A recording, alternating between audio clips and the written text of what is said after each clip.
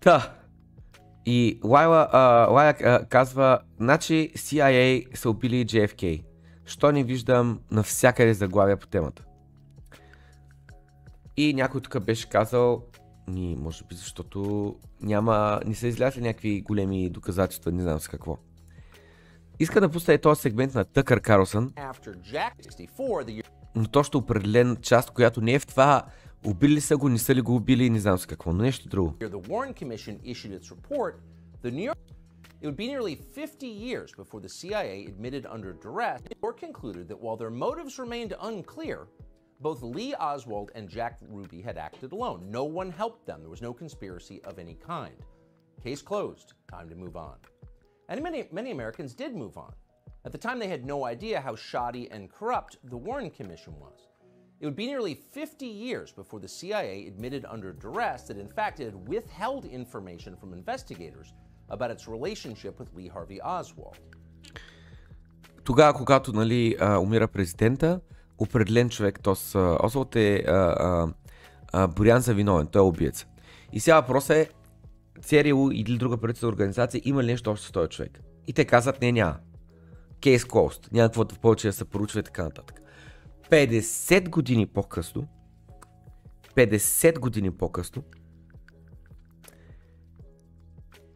те казват, окей, имаше документи, които реално ни пуснахме, ни ги дадохме по време на разследването и съответно може да имат нещо общо. 50 години по-късно. Разбирате ли, че който е работил в ЦРУ преди 50 години, най-вероятно е мъртъв днес. В най-добрия случай си бил на 20 години, значи сега си на 70. Ако си бил тогава на 30 години, сега си на 80. Ако си бил тогава на 40 години, сега си на 90. С други думи, повечето хора са умрели, които са работили по това време за правителство или за ЦРУ. But even then, at the time, before that was known, the government's explanation didn't seem entirely plausible, and some people started asking obvious questions about it. It was at that point, as Americans started to doubt the official story, that the term conspiracy theory entered our lexicon. As Professor Lance DeHaven Smith points out in his book on the subject, the term conspiracy theory did not exist as a phrase in everyday American conversation before 1964. Конспирационна теория, което в момента всички постоянно казваме тая дума. Конспирация, конспирационна теория. Не се е използвал, не е било нещо нормално, не се всичко, което е без фундаментални доказателства или дори да е с такива, ако официалното правителство не знам с какво ги отхвърлят, че не, те са лъжи, защото разбирате ли, нещо дори да е истина, като правителство каже, че е лъжа, повечето хора вярват на правителство, отколкото на фактите. Защото те казват, аз това нещо не мога да проверя дали е истина, съответно аз ще вярвам на правителството. Което означава, че ти на 100%, ако правителството ти е корумпирано, ти си просто роб. Конспирационна теория думата не се е използвала до 64-та. И след убийството на JFK, те вкарват този термин във всекидневната реч, буквално като да има дума, с която да могат хората да лейбълнат, да сложат етикет на всички хора, които продължават да говорят на тая тема и да казват, президента най-вероятно беше убит от правителството, защото не беше корумпиран, защото не искаш да им играе по свирката. In 1964, the year the Warren Commission issued its report, the New York Times published 5 stories in which conspiracy theory appeared. Now today, of course, the term conspiracy theory appears in pretty much every New York Times story about American politics. It's wielded, now as then, as a weapon against anyone who asks questions the government doesn't feel like answering. But despite 60 years of name-calling, those questions have not disappeared. In fact, they have multiplied with time. And here's one of them. In April of 1964, a psychiatrist called Louis Joylan West visited Jack Ruby in his isolation cell in a Dallas jail. According to West's written assessment, he found that Jack Ruby was, quote, technically insane and in need of immediate psychiatric hospitalization. Those are conclusions that, puzzlingly, no one who had spoken to Jack Ruby previously had reached. Ruby had seemed perfectly sane to the people who knew him. Louis Joylan West pronounced him crazy. И тук говори за Тос Руби, който често казвам не мога да се сетя как е обвързан с цялата работа. Няколко знае да напиша отдолу, но мисля беше следната, че казва, нали, че еди си кой доктор, психиатрик, отива в затвора да го види и казва, той беше откачен. Това не е създателен човек, това не е нормален човек, това е човек, който не знае какво се случва.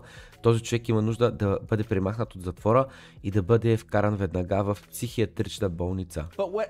Но всички доктори преди това, които са говорили с него и нормални хора, които са говорили с него, никой такова нещо не е казал. West did not say was that he was working for the CIA at the time. Louis Joylin West was a contract psychiatrist for the spy agency. He was also an expert on mind control and a prominent player in the now infamous MK Ultra program, in which the CIA gave powerful psychiatric drugs to Americans without their knowledge. Какво е пък MK Ultra?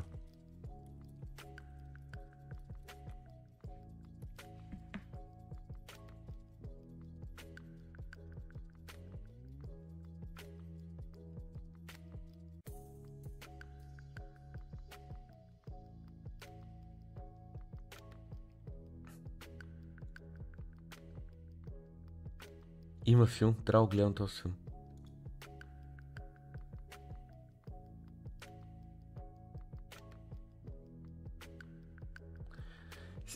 Значи, имал експеримент през 60-те години от сериал пак, наречен MK Ultra, Midnight Climax. Следва Форт Страус, изключително интелигентен психиатрик, чието морални и научни лимити стигат до предела си, тъй като той отива в малко градче в Мисисипи и в психиатрична болница почва да прави някакви експерименти, нещо такова. Този филм ще го гледам идните дни. So of all the psychiatrists in the world, what in the world was this guy doing in Jack Ruby's prison cell? The media did not seem interested in finding out. In fact, the New York Times, in an extensive 1999 obituary of West, never mentioned the fact that he had worked for the CIA, much less his time in Jack Ruby's cell, which seems relevant. So you can see why non-crazy people would wonder about what really happened, and of course many have wondered. In 1976, long forgotten, the House of Representatives impaneled a special committee to reinvestigate the JFK assassination. Their bipartisan conclusion? Jack Kennedy was almost certainly murdered as the result of a conspiracy. But the question is, a conspiracy by whom? 1976, 10 години горе-долу след като умира JFK, отново се пуска разследване за неговата смърт. Как е умрял? И републиканците и демократите стигат до един същи извод. 100% е бил убит от конспиратори, с други думи такива, които са действали заедно, за да го убият. И сега въпросът е, какви са тия конспиратори? Правителството ли е, ЦРУ ли е, случайни хора, организирана престъпност, руснаците ли, китайците ли? Well, the obvious suspect would be the CIA. Why else would the agency withhold critical evidence from investigators?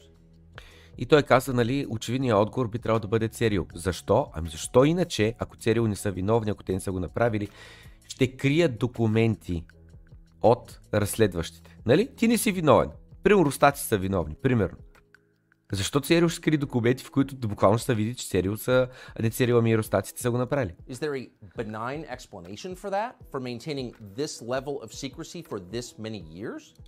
Има ли основателна причина толкова дълго време да отказваш да дадеш документите? Толкова дълго време. Not that we're aware of. And it is illegal.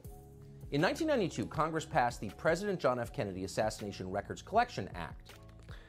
През 90-те и еди си коя година, кой президент само за момента? President John F. Kennedy Assassination Records Collection. In 1992, Congress през 92 година Конгреса passed the President John F. Kennedy Assassination Records Collection Act. гласуват за еди си какво такова. Гласуват за това да бъдат пуснати публично данните. 92 година. И това нещо, което е гласувано в Конгреса и одобрено, изиска всички документи да се пуснат публично. До 2017 година. 15 години по-късно. И 54 години след като JFK бива убит.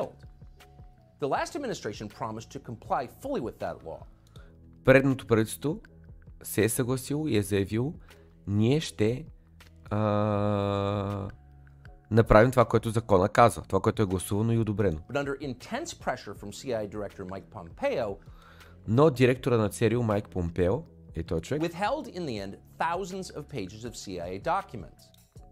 се е борил здраво и ето си какво, че хиляди ЦРУ документи не трябва да бъдат пускани публично. Които отново, те не са случайни документи на различни теми, не. Говорим конкретно на тема как е умрял президента, нали? Не говорим за някакви неща от днеска, за Китай, за Русия, нещо, което може да е въпрос на национална сигурност. Не бе, ние говорим за това как е умрял президента преди 50 години. Това е. Няма основателна причина да кажеш, че няма да ги пуснем тия документи, освен ако не си виновен.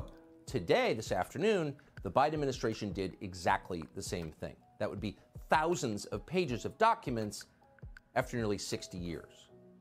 After the death of every single person involved. И днеска, над 50 години по-късно, президента Байден отново прави също нещо. Казва, документите няма да бъдат пуснати публично. Разбирате ли? 50 години след като убира президента, ЦРУ, които според мен очевидно те са го убили, само се представете, правителствена организация убива президента. Разбирате ли? Разбирате ли за каква мафия стана въпрос? И 50 години по-късно, след като всички работили в ЦРУ тогава вече са мъртви, те пак отказват да пуснат документите. И въпросът е защо? Кого защитават? But we still can't see them. Clearly it's not to protect any person, they're all dead. It's to protect an institution.